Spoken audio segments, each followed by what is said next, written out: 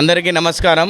ఈరోజు పట్టణ జాన్రా యువజన సంఘం ఆధ్వర్యంలో గౌరవనీయులు అధ్యక్షులు సడ్డే పవన్ గారు, జనరల్ సెక్రటరీ ప్రధాన కార్యదర్శి టంకశాల మల్లేష్ గారు, అదేవిధంగా మన కోశాధికారి గారు అనిల్ గారు, వివిధ సభ్యులు అందరూ కలిసి ఈరోజు మహబూబ్ నగర్ పట్టణంలోనే కనివిని విధంగా అంగరంగ వైభవంగా 21 టీములతోని, అంటే సుమారు ఒక్కొక్క టీంకి ఎక్స్ట్రా ప్లేయర్లతో 15 మంది కలుపుకున్నా కూడా ఒక 300 మంది యువకులని ఈ స్ట్రెస్ లైఫ్లో ఒక క్రికెట్ కార్యక్రమం మనము వీళ్ళ కోసం ప్రారంభించాలి, వీళ్ళందరిలో పార్టిసిపేట్ చేయాలని చెప్పి ఎంతో ఉత్సాహంగా యువకుల కోసము ఈ టీం మొత్తము ముందలకొచ్చి పట్టణ జాన్రా యువజన సంఘం ముందరకు వచ్చి మూడోసారి అంటే ఇది JPL 3 అనమాట, మూడోసారి మహబూబ్ నగర్ పట్టణం బాయ్స్ కాలేజ్ గ్రౌండ్లో ఈరోజు ప్రారంభమైంది।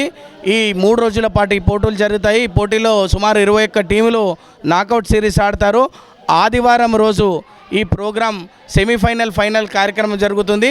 ఈ కార్యక్రమానికి ముఖ్య అతిథులుగా మహబూబ్ నగర్ పార్లమెంటు సభ్యులైన గౌరవనీయులు DK అరుణ గారు, మహబూబ్ నగర్ ఎమ్మెల్యే NM శ్రీనివాస్ రెడ్డి గారు, మహబూబ్ నగర్ మాజీ మంత్రివర్యులు మాజీ ఎమ్మెల్యే గౌరవనీయులు శ్రీనివాస్ గౌడ్ గారు ముఖ్య అతిథులుగా ఈ కార్యక్రమానికి హాజరవుతున్నారు।